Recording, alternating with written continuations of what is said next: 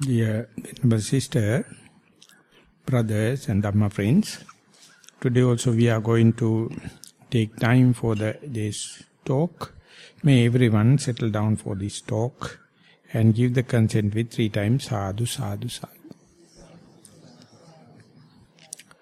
Namo tasse bhagavato arahato samma sambuddhasse.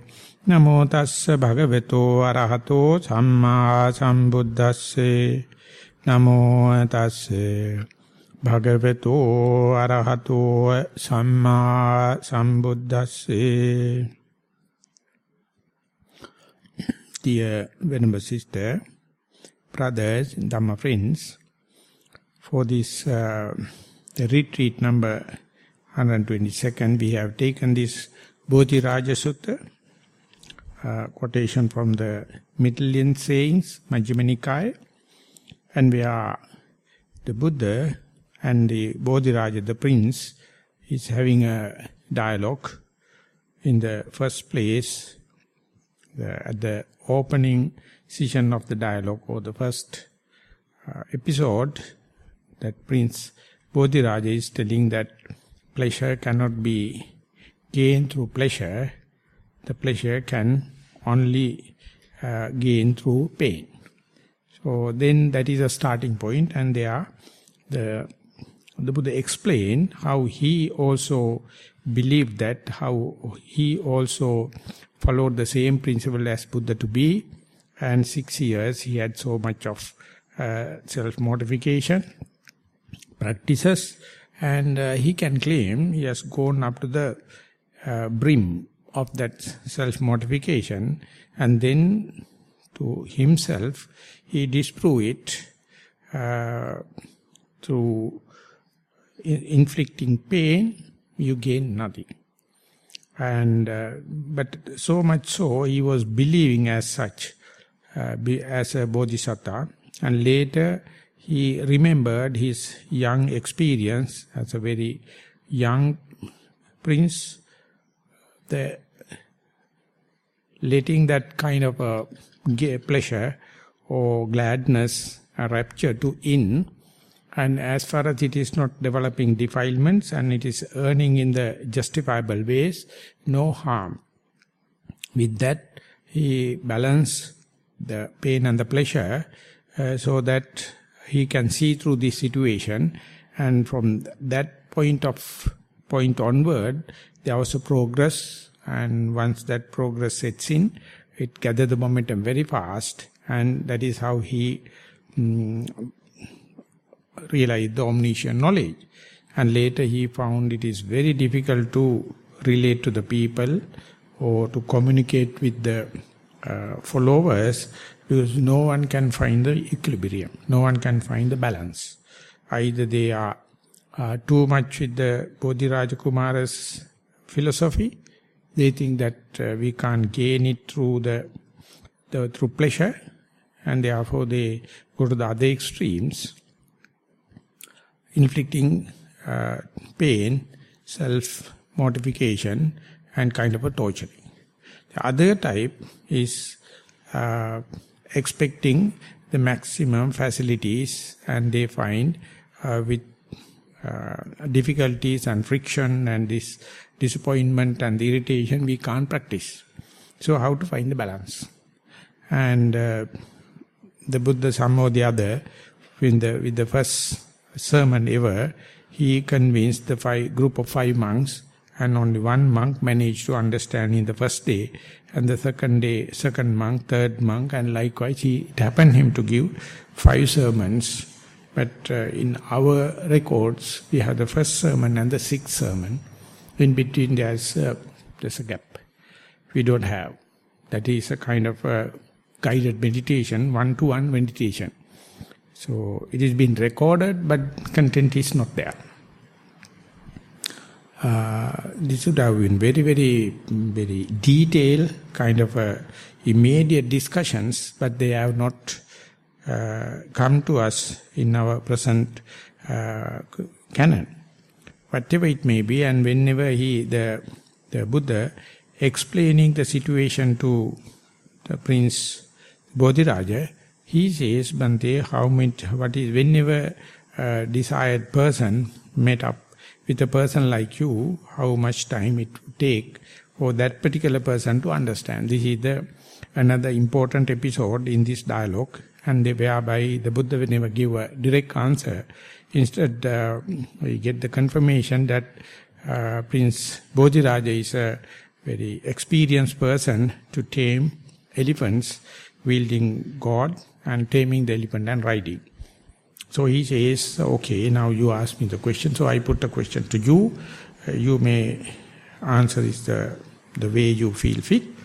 And if a person come to you and says, you are a master in taming elephants, and I also would like to be an apprentice under you, and if that particular person has no faith, what about how much time it would take for such a person to train elephant taming? It's so hopeless. If he's not having the particular faith, you can't. And then the Buddha is asking if he's sick, if he's not mentally and physically balanced or healthy, how much time it would take. He says, no, impossible. And they say he is not honest and not straightforward. Under such circumstances, how much time it would take for you to train to your satisfaction for his satisfaction. And that is what yesterday we tried to deal with. And passing that, then the Buddha is asking, he is kusito, he is a lazy person, and hina vidiyone yavatakam viriyena pattabbang natang sampapunaya. Whatever one must gain through the energetic effort,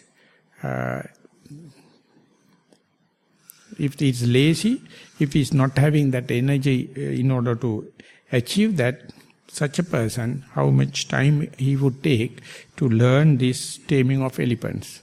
There also he says, if he has no enough energy, if it's a lazy bones, no hope. So this is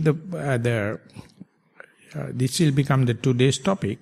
So later, when the discussion is going on, the Buddha himself says, just like taming elephants, because elephant is a very big animal, the person who is having all the God in the hand, and by wielding it, you have to tame the elephant. So you must have enough energy or energetic situation as far as you are with the elephant. If you are a lazy person, you can't. Exactly the same thing. Understanding and cutting off of our ignorance and understanding our true nature is bigger than an elephant. And only with this Sila Samadhi Panya or morality training, restrainment, and the concentration restrainment, and the wisdom restrainment, how can cut through? And for that you must not be a lazy person, you must be very energetic person, then only it is possible. If it is not so, very difficult to guess how much years you are going to take. And so far we have taken 5 limbs of striving, 4 aspects out of 5. And they have their own interrelationship also. So I hope in today's talk we can understand, or we must try to understand how much the faith is related to this energy, how much your health is related to this energy, how much your straightforwardness and honesty is giving the energy. And so they are interrelated. And therefore, even though the Buddha, out of omniscient knowledge, he cut into 5, there's internal relationships. So we being meditators, we are the best people on the earth to see the relationships and to see the disadvantageous position. Whenever one part become a limiting factor, everything will be stagnated. So if you can't understand your limiting factor and then repair it, other factors, whatever it may be, there won't be progress. It's a aspect of limiting factor. So understanding your own limiting factor, we have ways and means but your first-hand experience, first-hand understanding, under the nose diagnosis and understanding is very, very important. So we can have a very dynamic dialogue. We can have a rapport. We can listen to Dhamma. And you have your necessity to understand the limiting factor. But when and where it is happening, to understand it, it is not a linear system. It must be total or wholeheartedly you have to do it. So with that respect, the virya, the energy, has a detailed relationship in our holistic life or celibate life. Because the Buddha, towards his great demise at the Maha Parinibbana, he used to emphasize again and again, that is appear like his cream of his experience. He says one must be very concerned about the moral restrainment, which must be leading and guiding towards the concentration restrainment.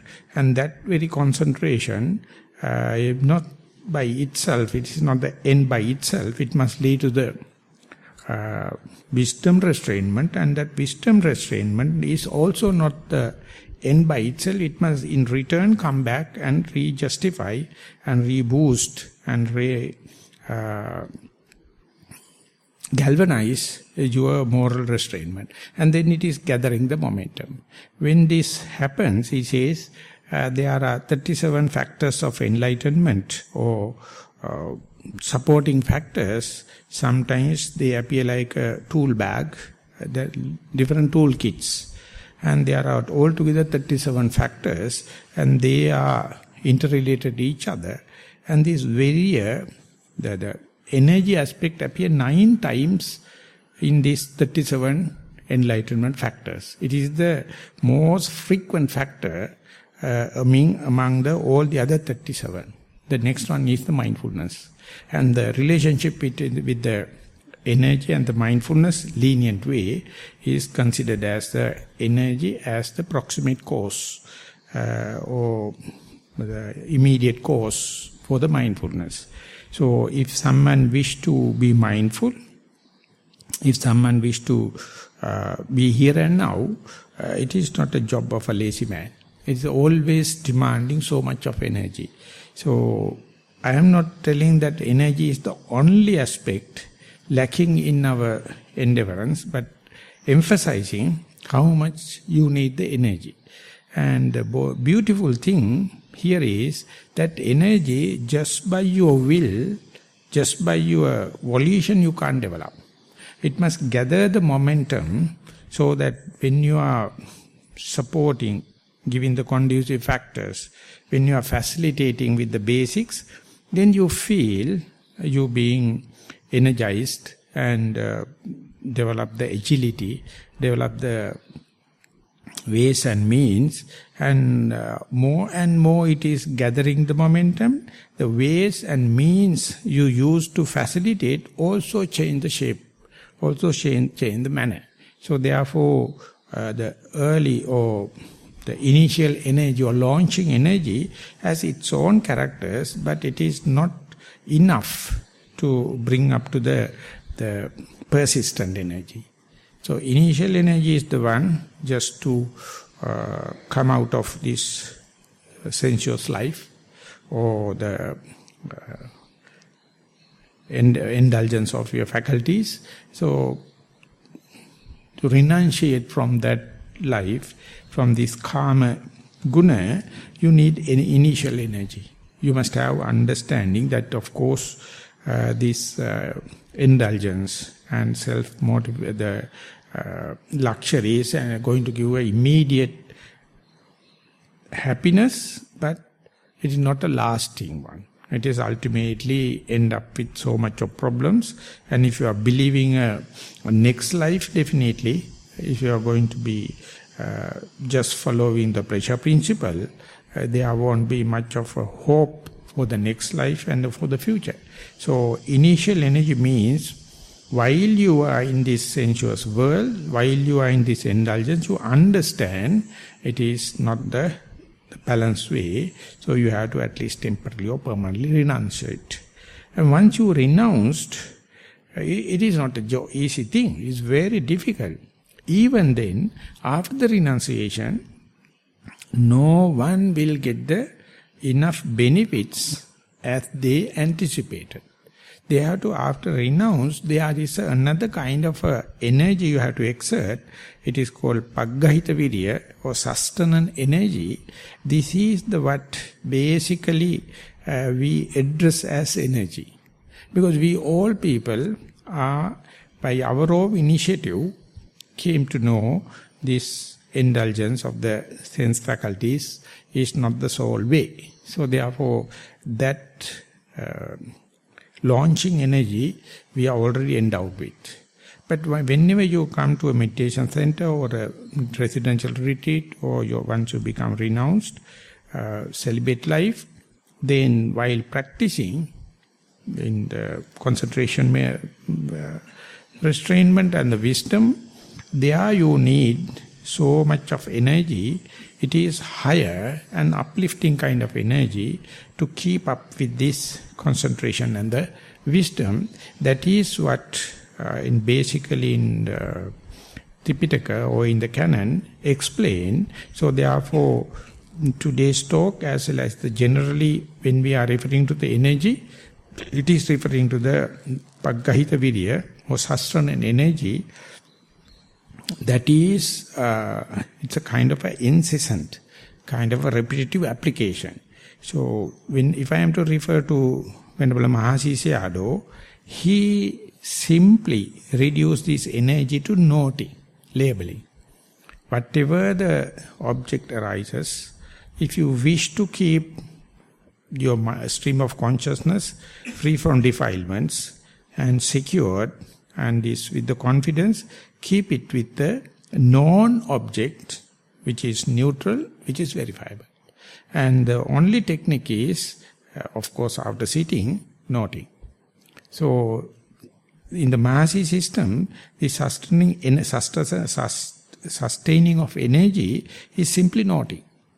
So, therefore, if you go to a traditional center, Mahasi center, they will say, whatever the problem you raise, they will say, not. That is not about the initial energy or launching energy. This is of the sustenance and the uplifting energy. And that energy, that noting, labeling itself, at the beginning, whenever you recognize your primary object, whenever you advert your mind to the primary object, for example, maybe the breath in sitting, or rising and falling in sitting, or in left leg and the right leg, or left step and the right step in the walking, you have to advert the mind. You have to apply thoughts. That is called labeling. It's very, very important. But when you keep on doing it with the faith, with the healthy mind, and without the shaking, with your sincerity and direct, then you learn the art just like archery or target shooting. So more and more you practice, you can see your chances to coin with the bullseye or the target increasing. So when it is increasing, your sufficient energy and the focusing, these are the two aspects you are ever using specifically at the early 3 days of your retreat.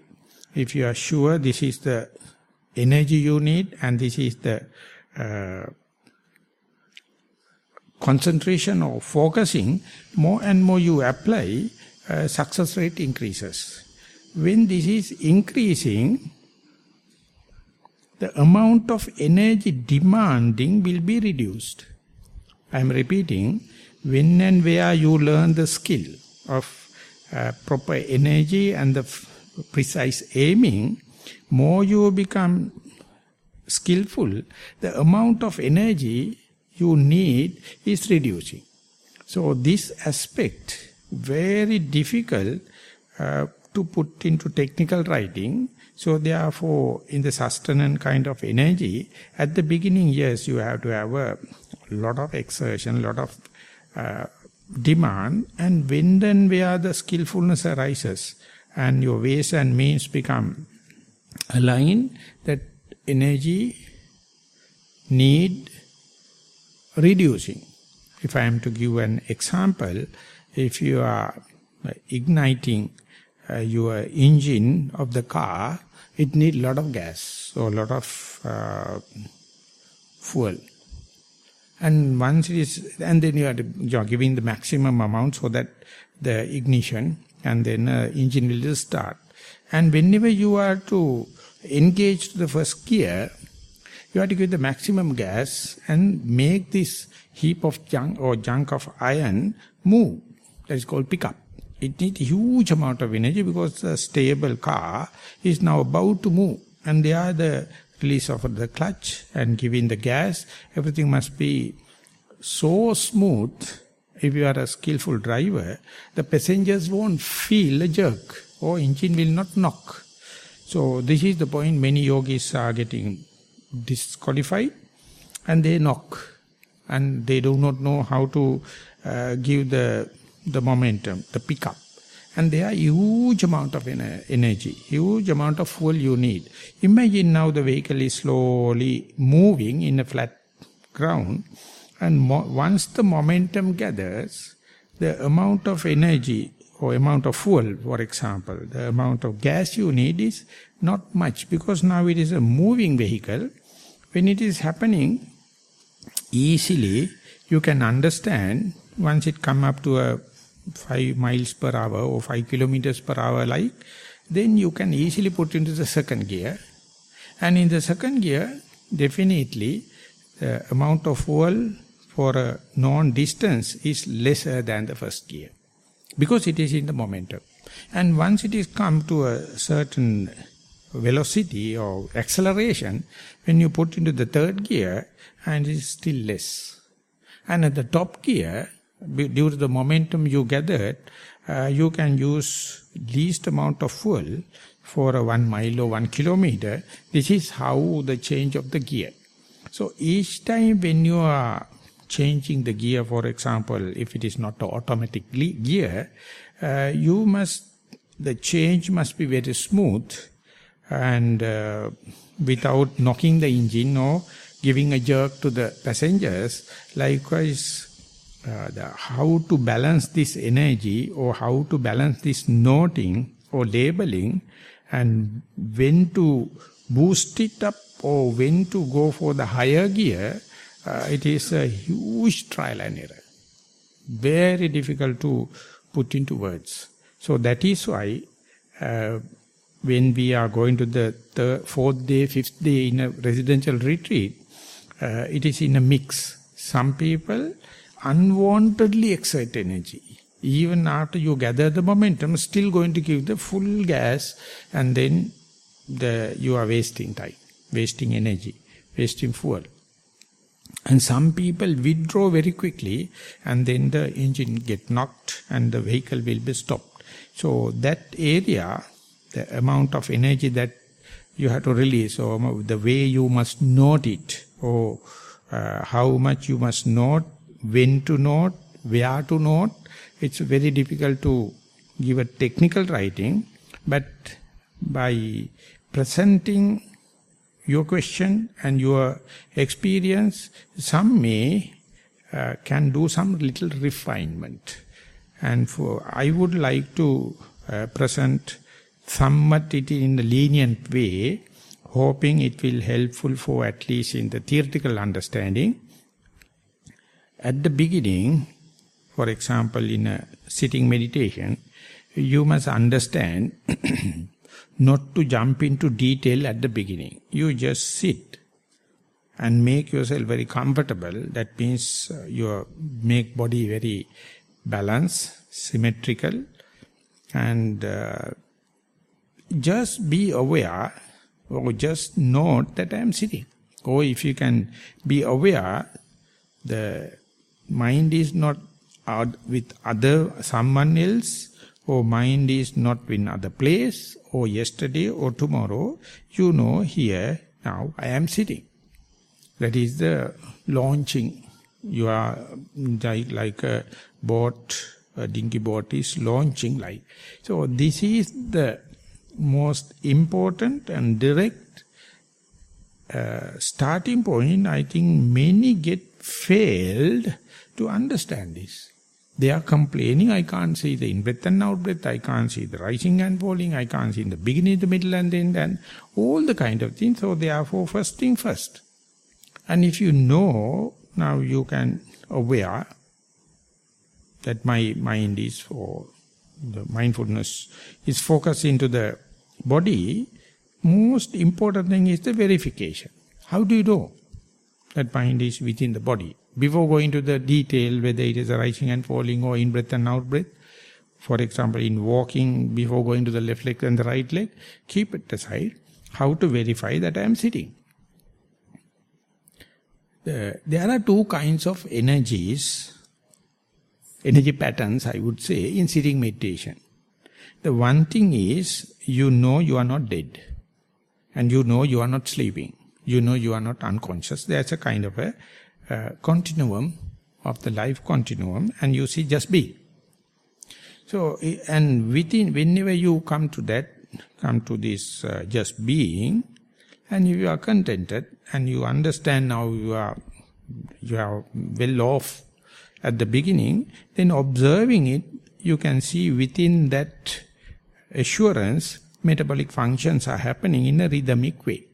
As I tried to explain earlier also, when you go to the seashore, you can see the horizon where the deepest level of the water, no movements. And you can see the waves are breaking at the shallowmost area. You can count the waves. This coming, breaking, and another one coming, breaking. And ultimately when you go a little deeper, waves are there not breaking. Ultimately you go to the horizon, no waves, flat. Likewise, just being, that understanding I am not dead, is a kind like the energy pattern is just like the horizon. You know you are not dead. That can be represented even for a beginner, even for a newcomer, as a just vibration. Or just the stiffness, tension, movements are there. Some people feel lightness. Some people will right from the beginning feel light perception.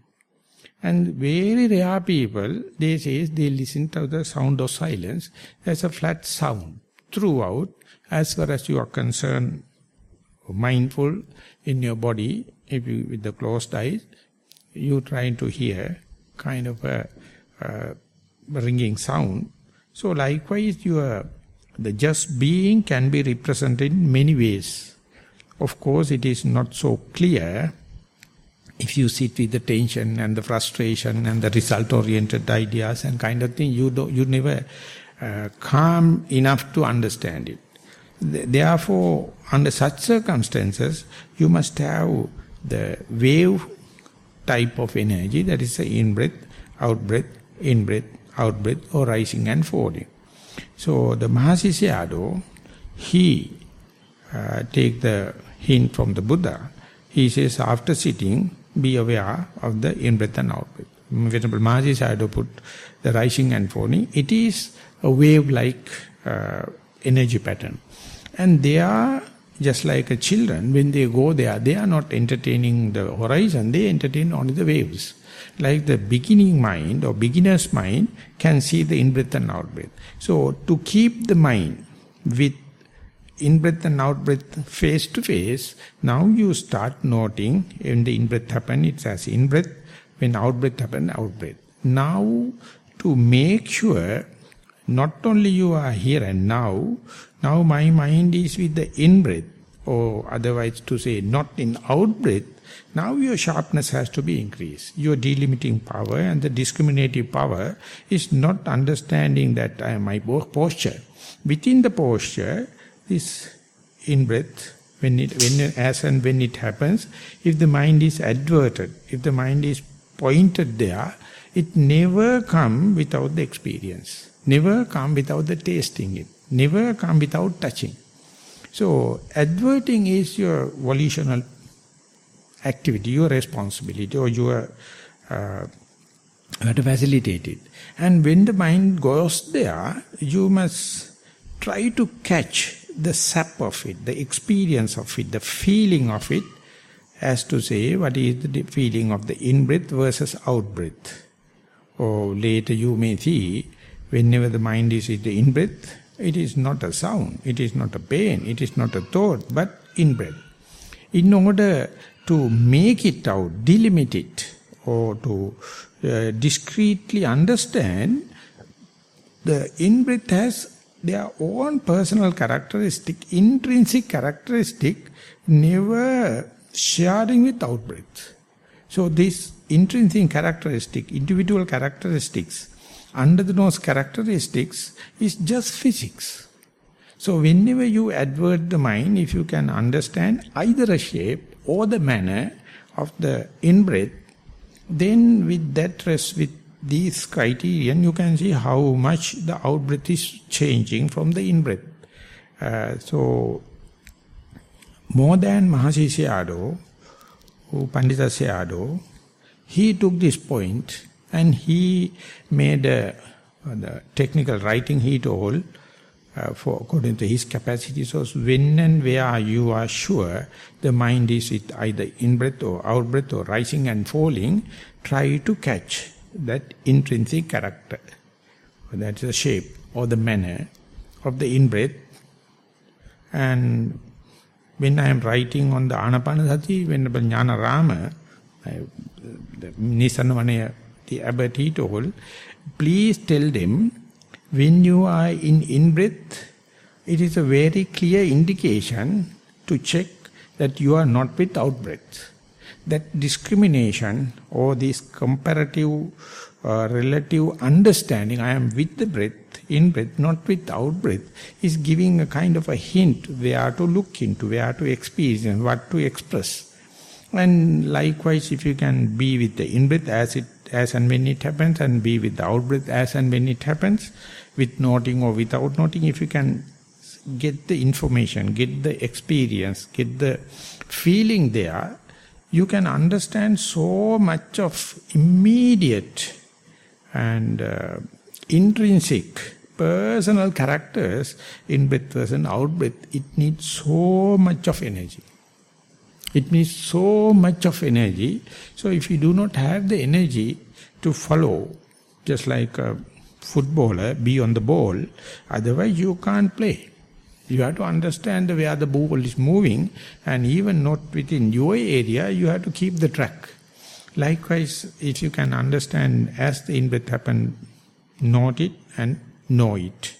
As an out-breath happens, note it and know it. And this is the maximum you can do in order to facilitate the concentration and the wisdom. This energy is the most technical part in our meditative life, in the meditative world. And that is what we lack. And some people too much expectation, some people they don't have enough energy, so therefore they cannot be on the ball. So either they overshoot it or they fall short of the object. So this is what happened in the archery or in the shooting.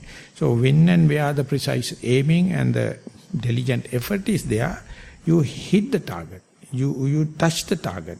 Whenever it is touching, whenever you hit the target, you are the first person to understand, now noting is precise. And noting mind go to the noted object, and then you feel this is in-breath, this is out-breath. That very understanding take no time. You can't take it by contemplation. You can't expect it. You can't compensate by doing other meritorial deeds. You can't get it by reading books. You can't copy it from the nearby meditator. So when and where the mind is gone to the noted object, if you do not know how to verify it and how to communicate it, daily your meditation reports will be a failure. You will be utterly disparate. You will be utterly disappointed. The communication will never take place. Instead, the day you understand it, you know what is the precise aiming. That is simply represented by noting, and the diligent effort and the amount of energy. If then the noted object, the noting mind get connected with the noted object, then you understand, just like archery, just like a target shooting, and the success rate is increasing. And that will be double folded if you can report it as and when it happens. And under such circumstances, whenever you see first in-breath, out-breath, second in-breath and out-breath, third in-breath and out-breath, if you are so sharp, now so far you are comparing in-breath versus out-breath. If you are sharp enough, if you are precise enough, now you can see in-breath versus in-breath, out-breath versus out-breath. In-breath to in-breath, there are some changes. Out-breath to out-breath, there are some changes. If you have no faith, you see in-breath is no changes, it is flat. Out-breath to out-breath, no changes, it is flat. If you are a sick person, mentally and physically, you have the permanent notion, you expect the in-breath to happen ever the same. Out-breath to happen ever the same. Because you are not radical enough to see in-breath to in-breath changes, out-breath to out-breath changes. And if you are cheating, if your mind is cheating, if your mind is not honest, definitely you are subjected to the permanent notion. Whenever the object changes, you instead complain. You must really foster it, you must really appreciate it, you must really facilitate it, because this is what we are going to learn. Not only the in-breath to out-breath changes, these may be fairly drastic. Now, in-breath to in-breath changes, out-breath to out-breath changes. In Satipatthana Sutta, the Buddha mentioned, Dīgaṃ vāsa santo dīgaṃ assa sāmīti pajanāti, and it will be replaced by rasaṃ vāsa santo rasaṃ vāsa sāmīti pajanāti. At the beginning you feel long in-breath, and later you feel short in-breath. At the beginning you feel long out-breath, and replaced by the short out-breath. That difference is ever calming down. Three things: the body, the mind, the breath. So, how to facilitate it? Only you must go prepared. Otherwise you will say, I can't see the breath, the noting is also not going to it, and something happened. And you are now from the breaking waves, halfway to the horizon, there are some waves not breaking. You can't count it. So more and more you go to understand the in-breath to in-breath difference, out-breath to out-breath difference, there's a huge miraculous thing, a mysterious thing going to happen. That is what? That is, the difference between the in-breath and out-breath is about to disappear now. More and more you observe very closely, in-breath versus out-breath, in-breath versus in-breath, and out-breath versus out-breath. If such a precision is going to happen, so early discriminative features, that's called individual features, tend to disappear, or not so prominent. Instead you see some common characteristics in the in-breath and out-breath. So when that happens, it is a kind of invitation of the next limb, that is the wisdom. When it is happening, how to cooperate with that, how to facilitate it, how to give the conducive conditions. It's you cannot expect from your own knowledge, you have to do trial and error. I am repeating this complicated area. When and where the precise aiming and diligent effort is going on, at the beginning you discriminate the in-breath versus out-breath. I am taking the in-breath and out-breath as an example. More and more you be familiar with the in-breath and out-breath, or more and more the object of meditation and the noting mind come closer and closer, you can see in-breath to in-breath changes, out-breath to out-breath changes, and you welcome it. More you appreciate in-breath to in-breath and out-breath to out-breath relationship, you will see The difference between the in-breath and out-breath now becoming merging. When this happens, if you don't have faith, if you don't have a healthy mind, and if you don't have the honesty and the sincerity, the mind will take the mean advantage, and they will come, and the mind will come and starts fabrication, and the story still says, now the mindfulness go on. No more concentration, because everything is now mixed up. Earlier it was very sharp. It happened within few minutes also. Some people it takes about 30-40 minutes. And when it is happening, you must have the faith, you must have the healthy approach, you must have the not to let that mind to cheat you.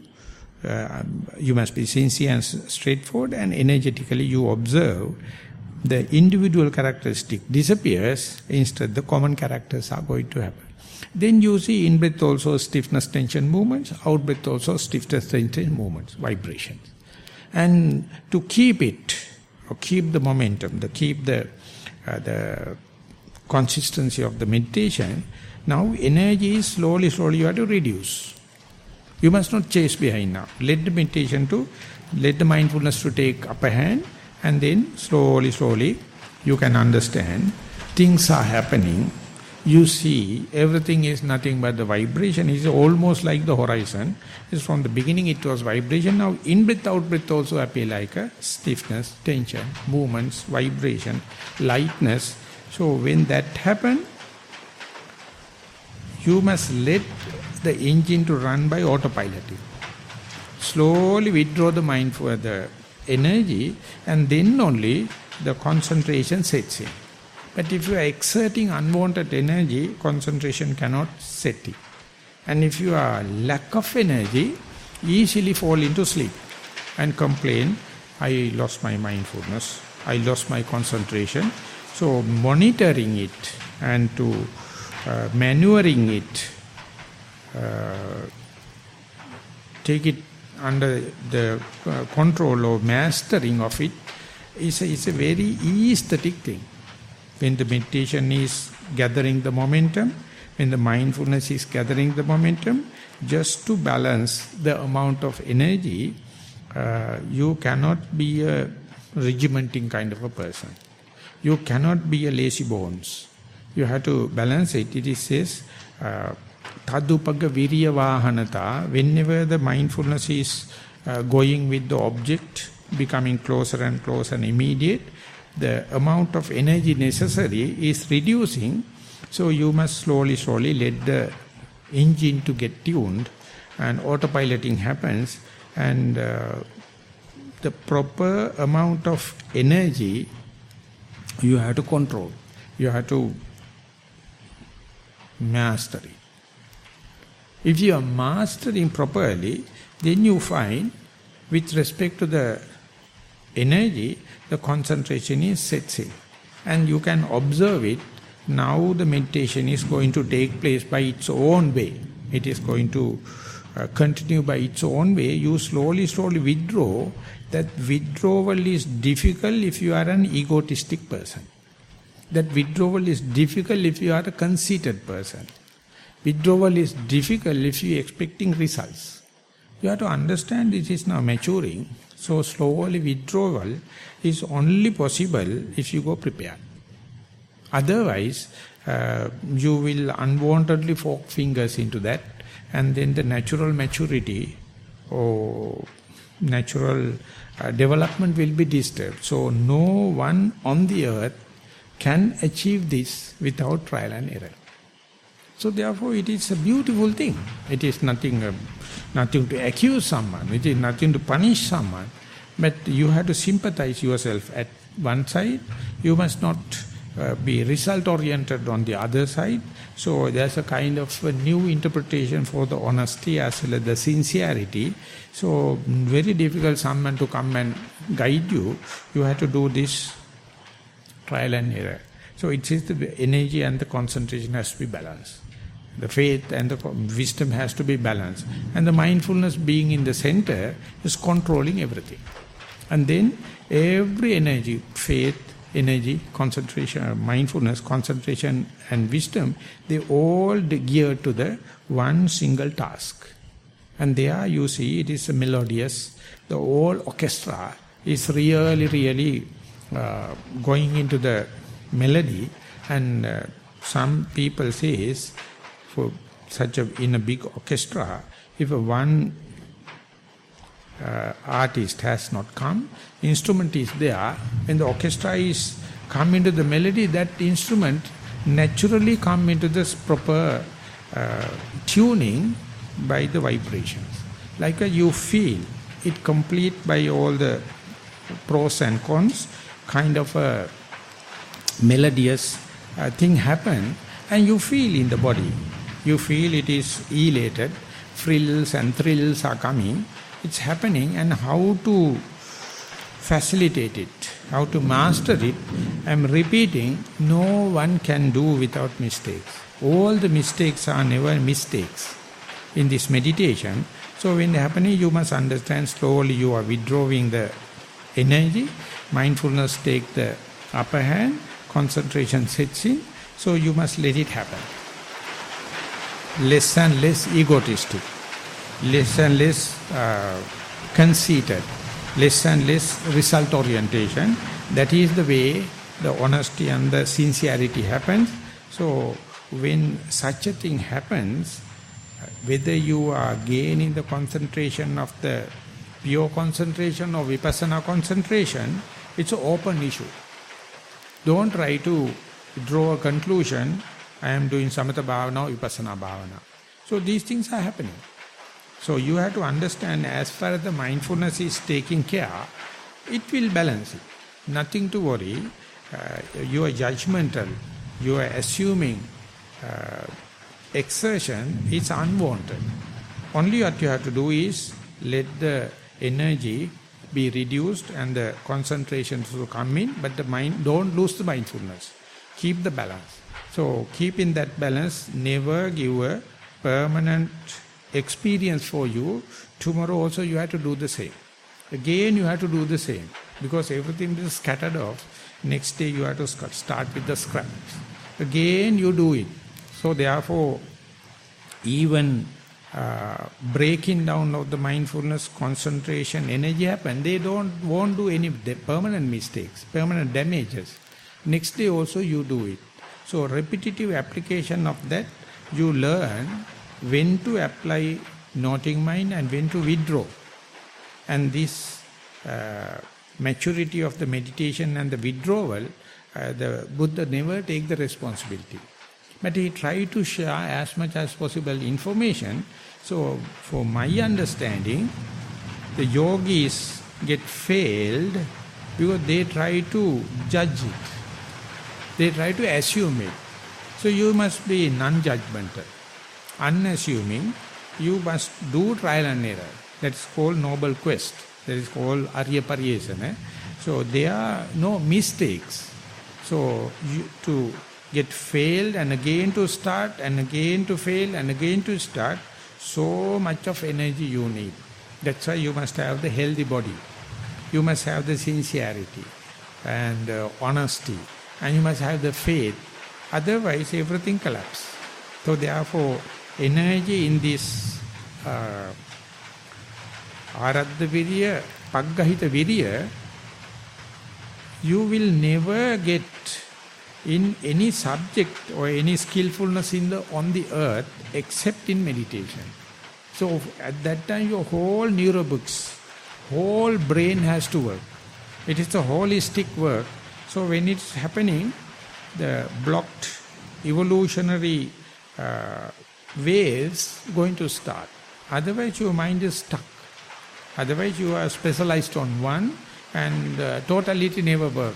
But when the energy and the concentration need balancing, faith and the wisdom need balancing, with the mindfulness is full controlling, your total brain, left brain and the right brain, both has to work.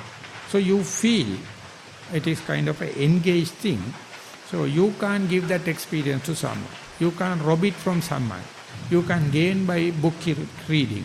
You can compensate it by other skillfulness.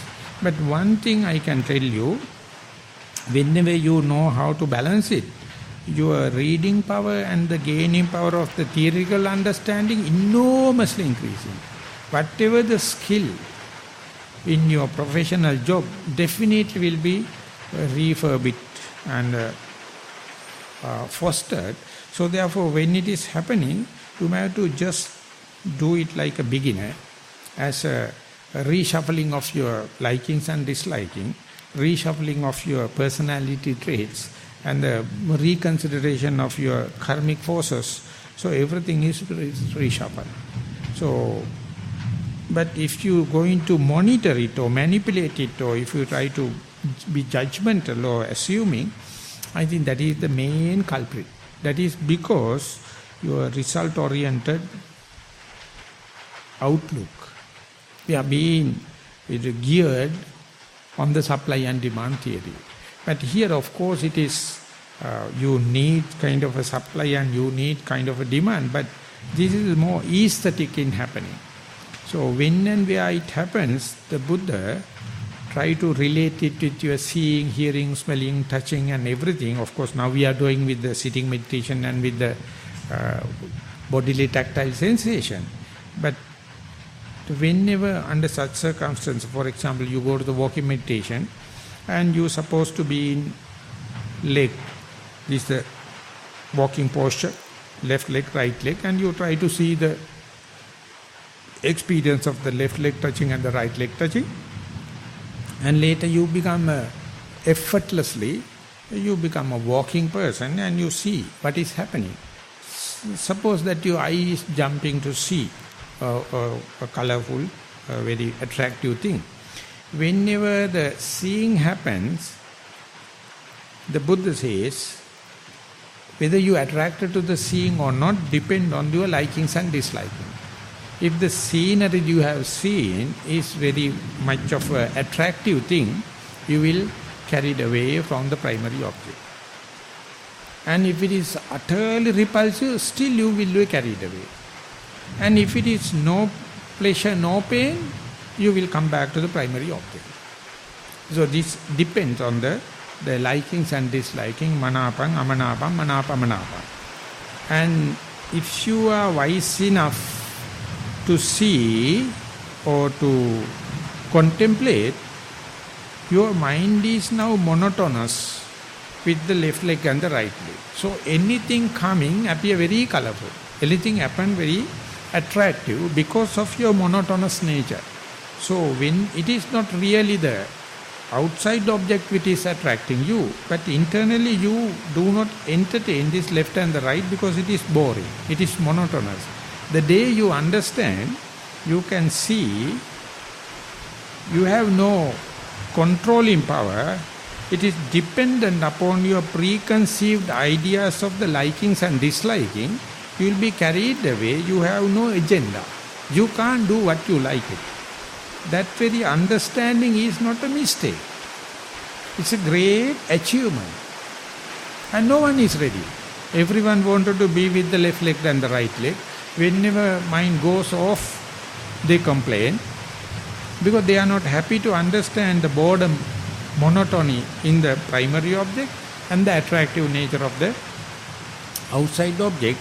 So therefore, while observing, while practicing, you must have certain amount of preparedness and contemplation is going to take place. So your understanding of the left leg and right leg always relative to the external object. Distraction. So distraction is a must. Whenever the distraction happens, the end result depends upon the likings and disliking.